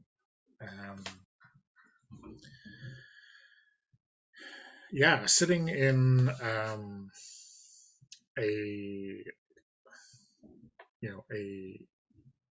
sitting in like a construction hut at a roadside construction site. And they've dug very, very deep, not as deep as the dwarves of Moria, but pretty deep. And he is splicing into some kind of communication cable, and something. Yeah, I think like there's a laptop set up, and it's connected to the tablet that we saw him take in the warehouse. So he is like passing along some snippet of code or hijacking using some kind of Trojan horse style code to infiltrate some system somewhere. And yeah, I think we see like lots of green lights on the laptop. There's like some kind of dashboard that looks like everything is going exactly to plan. We are finding out exactly maybe the deal is that the boss was looking for some kind of buyer or organization that would need the transponder code. But we are using this kind of handover to track down exactly who they are instead of giving them the merchandise.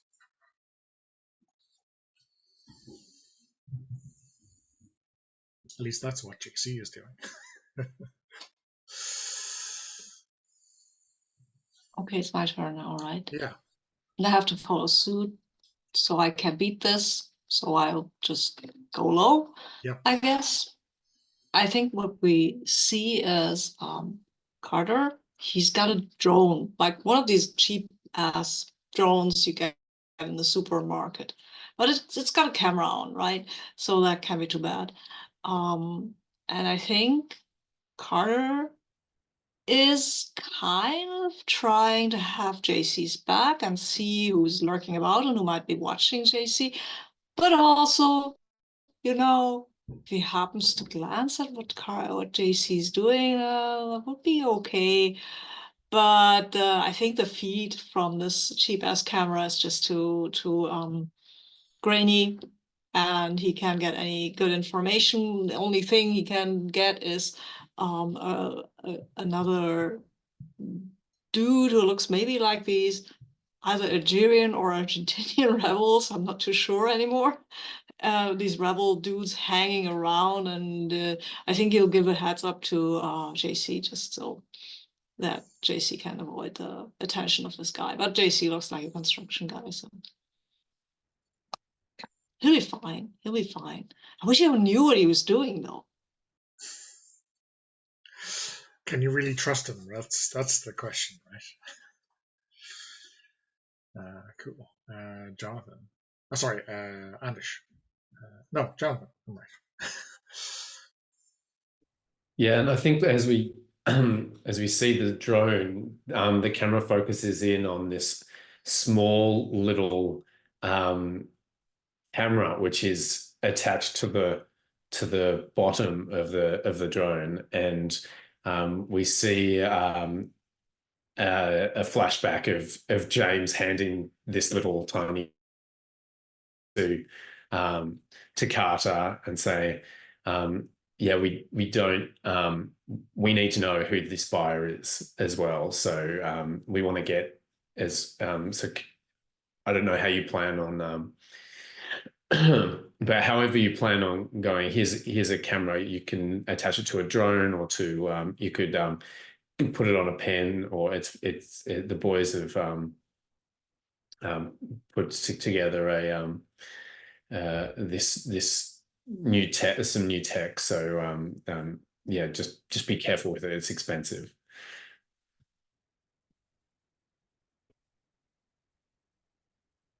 And I'll play a low card.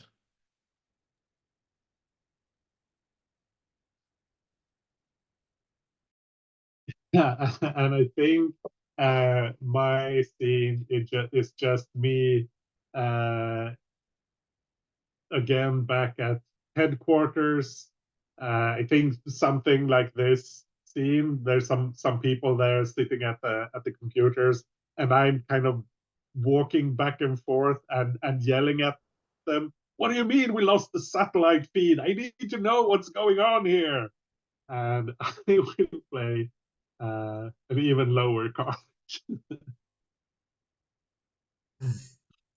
Who is there's a Space Force side character who's like called the Techie.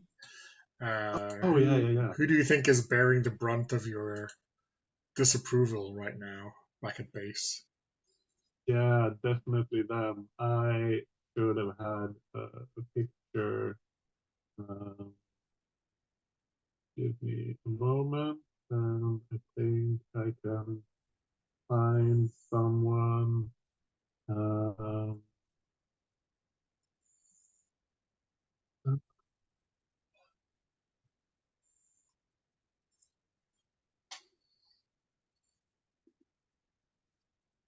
Yeah, I don't have anything. Oh, here's maybe. Right.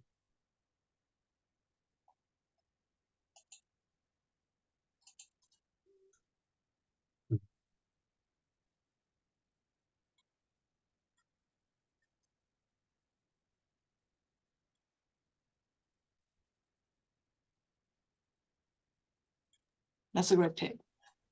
Sorry? That's a great picture. Yeah.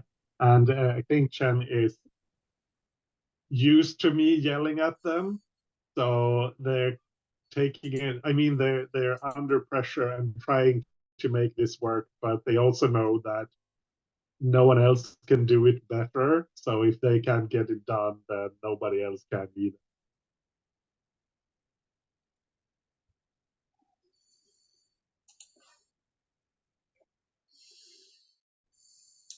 Okay, awesome. So yeah, I think yeah,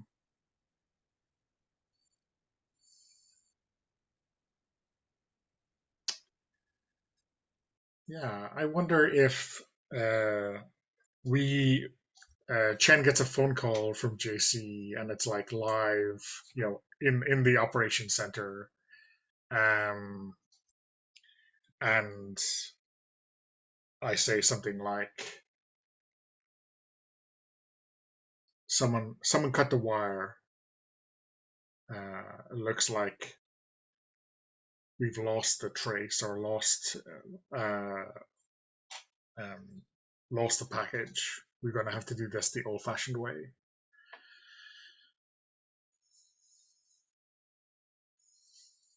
But of course, like on the laptop, as he closes it and walks, like sheds the high vis vest and walks out of the hut, we can see JC knows exactly who the buyer is now. Okay.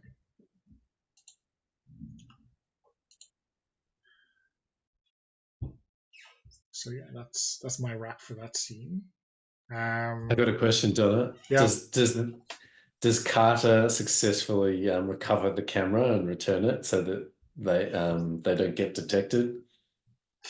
Yeah, I mean, I I mean, it's hadn't government property. Yeah, I hadn't I hadn't thought that like their game had been given away at all. So yeah, Yeah. maybe we get a shot of them,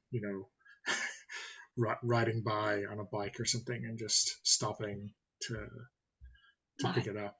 I think that what happens, since this is government issue, is that as soon as the feed stops, the camera self-ignites. Ah, Yeah, because sure, of course it does. burn after recording.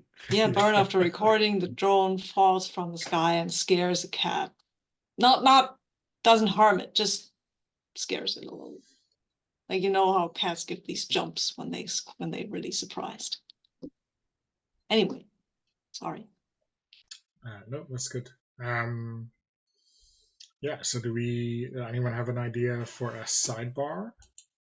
I think I need to do one because there was someone who wished for it. Yeah.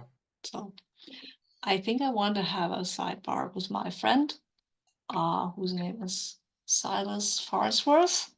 He's a librarian, hot librarian. But I'm not into them. He's my best friend after all, and I think I am back from Argentina. And I missed something, I guess, that we actually had planned to do. Maybe some author that we both like. We did a reading, and I wasn't there, and I have to explain this, kind of. I also want to know what the reading was like, and if the author was as cool as I thought he would be, or she would be. Let's make this a female author. We have too many guys anyway. Who wants to be my friend, Silas? Jonathan? Cool. Yeah, so I think this is maybe in a pub or something like that. Do they have pubs in America? Who knows? Yeah, we don't have Americans here, so we can invent pubs all we want. It's probably an Irish pub because they're everywhere. And yeah, so I think Silas is already there when Carter shows up. He's still a little frazzled from the plane trip, but at least there's not a great time difference, maybe. So Carter comes up and says, "Hey, hi, and I did. The reading was yesterday, right? Wasn't it?" Hey, Carter. Was it yesterday? I can't remember. It's all a blur at the moment. Oh, Here. okay. I missed it though. What are you drinking? Oh, what beer or something? Yeah. Give me this Guinness stuff. And Carter like signals to the bartender and like to give sorry, Silas signals to the bartender to give Carter a drink. So how was it? I thought it was today, but guess it's not. Oh, it was pretty good. Not as good as I hoped, but not bad. What I thought you were really I thought you weren't gonna miss that one. I thought so too, but you know what? I messed up my calendars. That's what happens when you have Google Calendar and the other calendar and the paper calendar. And I should just have one calendar. Really, it's too much. Thought it was today, and I was at Carnegie Hall, and there was a reading by some sort of anthropologist about the Pleistocene. That was not what I was looking for. Damn, can't believe I missed it. It's okay. I hear there'll be I think he's doing another one next week or maybe but not not here, right? Not in. No, not here. Maybe you can catch it on demand. They sometimes they put these online. Yeah, it's good. That's a good idea. It's not the same though. No, No, I wish I had been here, but no. Maybe I'm So, I'm a so how you little been? I mean, ah. other than the calendar, other than trying to keep up with the calendars, I know I I hate mean, that. That happens to me all the time. yeah, business is the thing. My sister's yelling at me because I didn't do that thing. Then my mother is wanting me to spend more time with my fiance.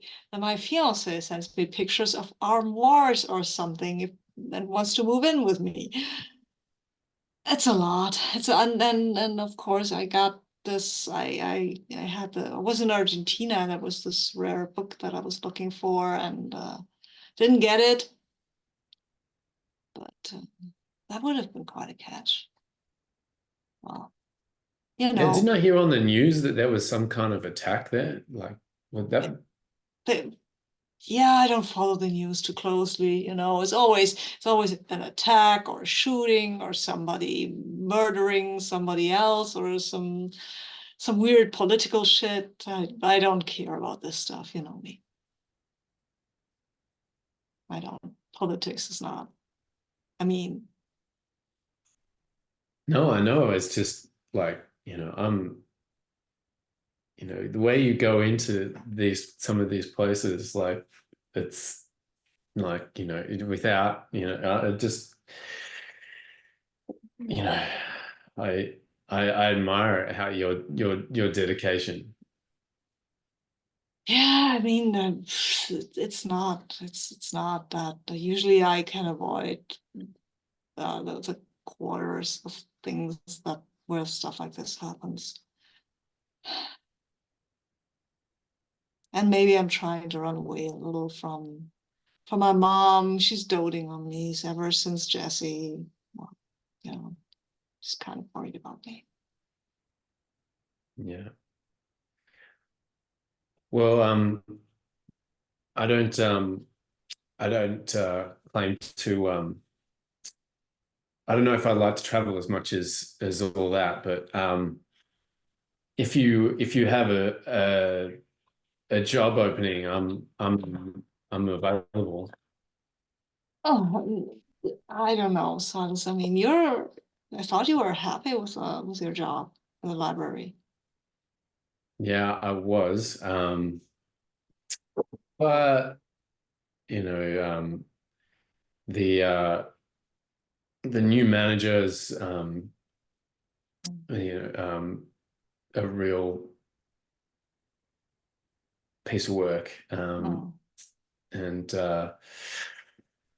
I think they're trying to make me quit.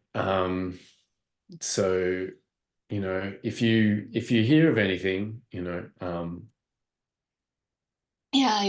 I'll keep it in mind. What was your manager's name again?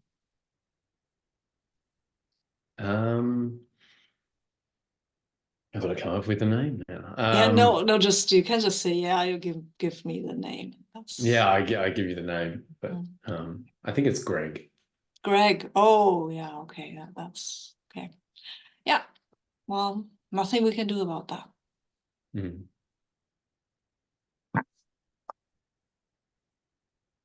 Anyway, let's have another. Should we have another one? Yeah, yeah, absolutely. Cheers. And I think we can cut it there. Yeah. Nice.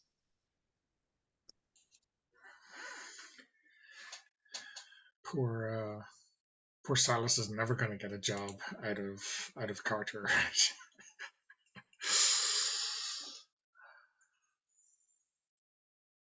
Well, you never know, right? Yeah. I don't think I want to drag us into this whole mess with a agency here and company there and then no. Yeah, hot librarians deserve better. Okay, so we have our third mission scene. It's up to me again. um,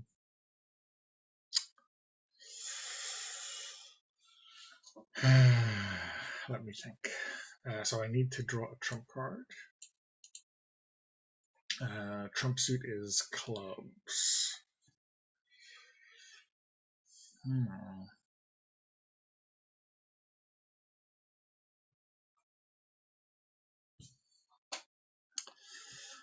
So yeah, why not just play strong?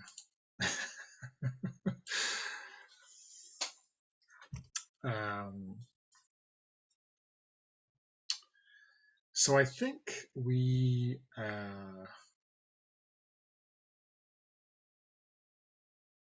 we see this this small or like mid-sized private jet flying over like this desert, this unknown desert, and inside the plane we see JC in a parachute harness or maybe like a breathing mask or something like that, and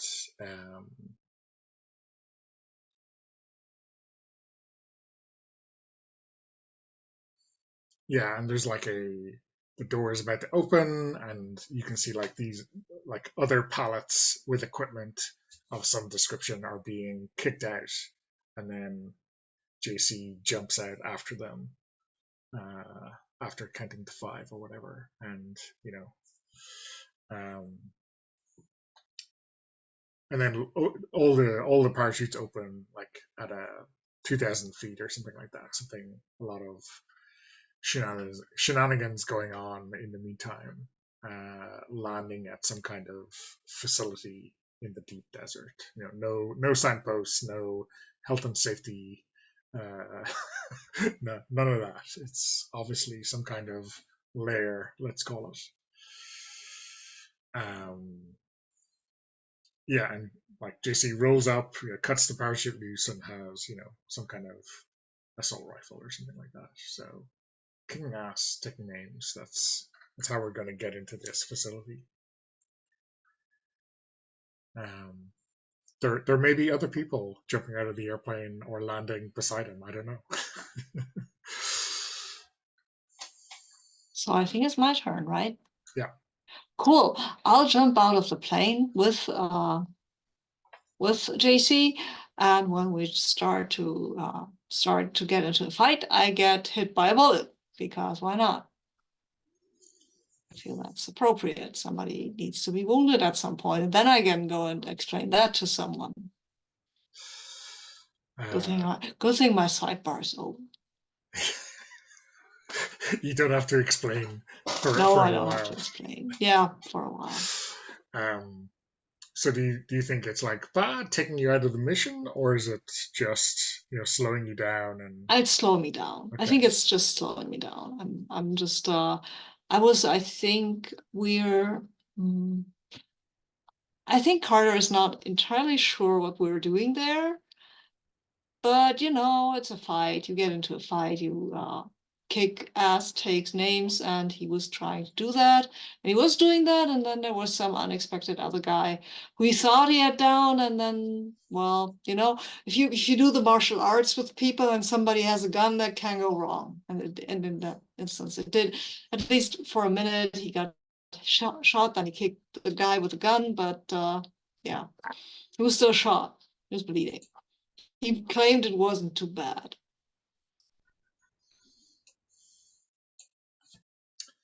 So I think So Sabine, did I was going to ask, did Cutter get shot? What like jumping out of the plane, or was it No, once once we were there in the lair and there was some fighting going on. Okay.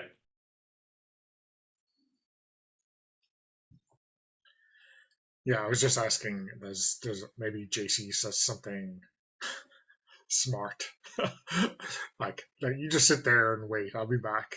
I'll take care of these guys. Yeah, don't worry. I'm fine. It's just a flesh wound. Just don't show anyone a picture of your fiance, right? I don't carry a picture of my fiance. What do you think? I'm not an amateur.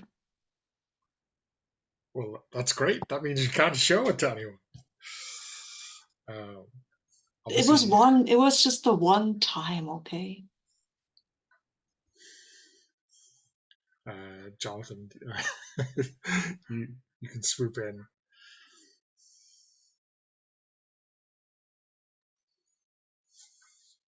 Yeah, I'm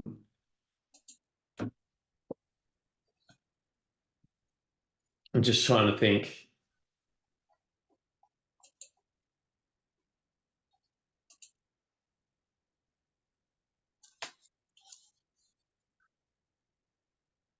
I think this is where like I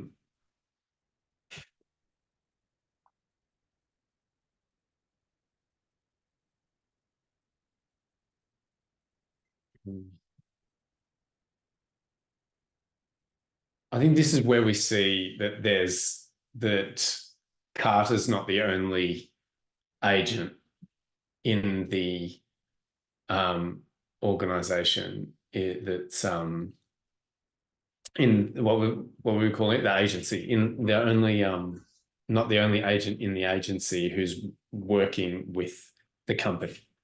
And I think that I think we see James telling Carter that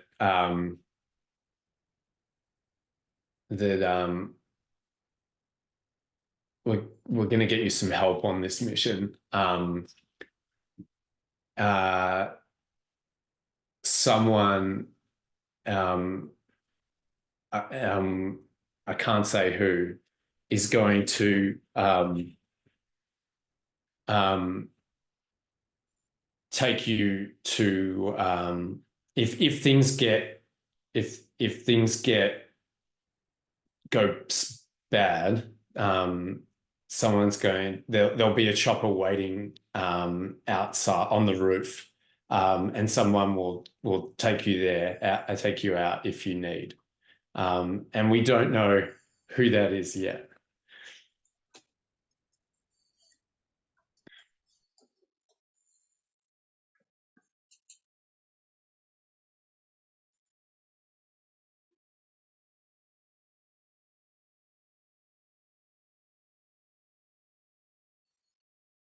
Ooh.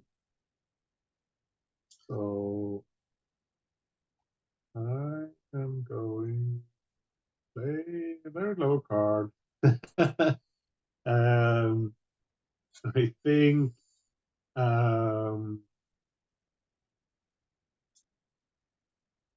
think Robert is at home again, and he is down in the basement, and he has his field kit all like spread out over a table there. So he's going through everything, like doing maintenance on his pistol. He's taking it apart and is oiling it up and all of that. And think we see Elle just like standing at the top of the stairs and seeing him, and he doesn't see her.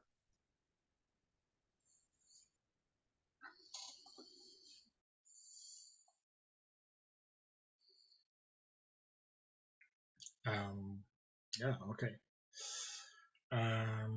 So I know, Jonathan, you are adding your club to Sabine's, but it still doesn't beat an ace, right? It's like at a jack level. So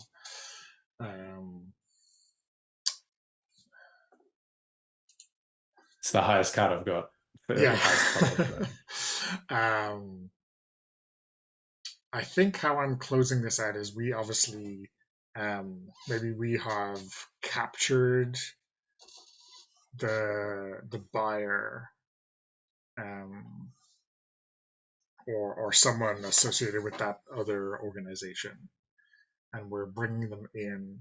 But I think like the chopper has landed on the roof, right, to extract us all, and I'm looking at this other agent like slightly suspiciously, right?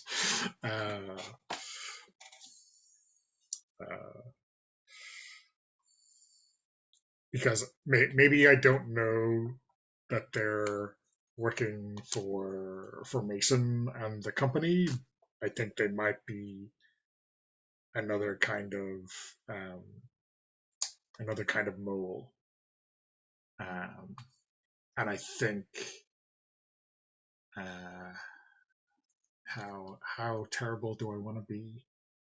Yeah, I think I just can't I can't turn them in, because if they could sell me or Carter out. So I think, we're lifting from it and getting some height, and then I just like bam in the head, dropping out of the helicopter at like 1,000 feet.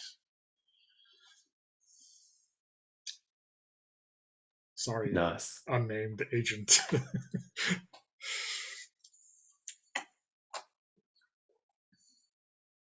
Yeah, if I hadn't been wounded, I might have stopped you, but I was busy being patched up, and when I saw you doing that, I was like, damn. But I'm not telling you. Yeah. Okay, awesome. So I wonder do we think we could do another sidebar before wrapping and doing a debrief, or do we want to cut straight to our debrief? We've only had 2 sidebars so far, Yeah, I think. So come on, give us some JC or some Okay. James stuff, Yeah. please. Jonathan, do you want to do a James scene, or will I? If you've got one, go for it. I'm kind of exploring possibilities in my head. So if you've got one, please. I think, yeah, maybe we'll have one, and maybe this is like,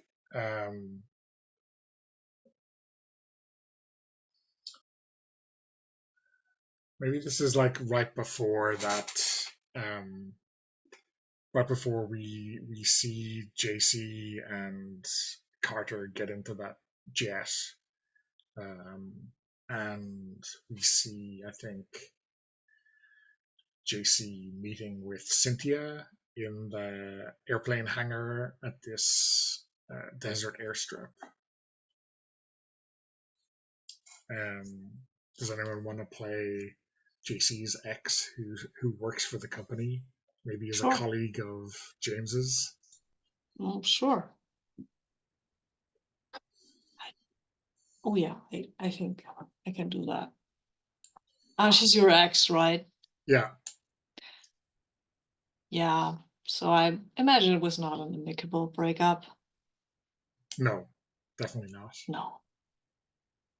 So I think she's checking equipment or something, just to make sure, She gives you the side eye and then comes over and says, your belt's got a tear over there. Might want to replace it if you don't want to pancake into the ground. I mean, I don't know. Maybe that's something you're into now. Pancakes? No. No, never been into anything sweet. I mean, what does that say about you? I know exactly what that says about me. Don't you worry.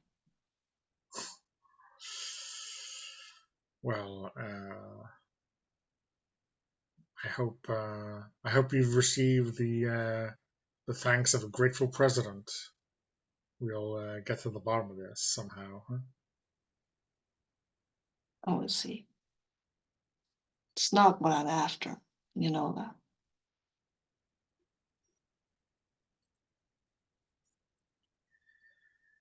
I mean, I'm not sure I can trust you when you tell me what you're after. It's always been fame for you. It's always been revenge for me, I mean, yeah. I don't trust revenge. That's the problem.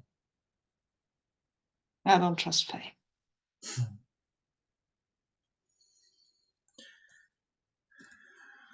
Well, So, yeah. I was about to say I'll see you on the other side, so we'll see who's right. Yeah. Just one thing.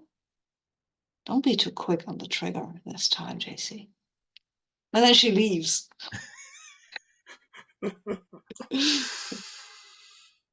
And of course you were later on, but no. Maybe that comes back. Yeah. I mean, maybe I'm quick on the trigger because of her advice.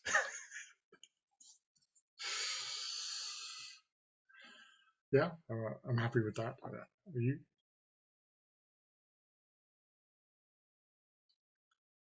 Okay.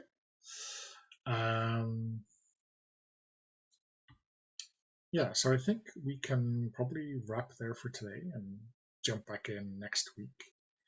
Let me stop the recording and then we'll do our debrief.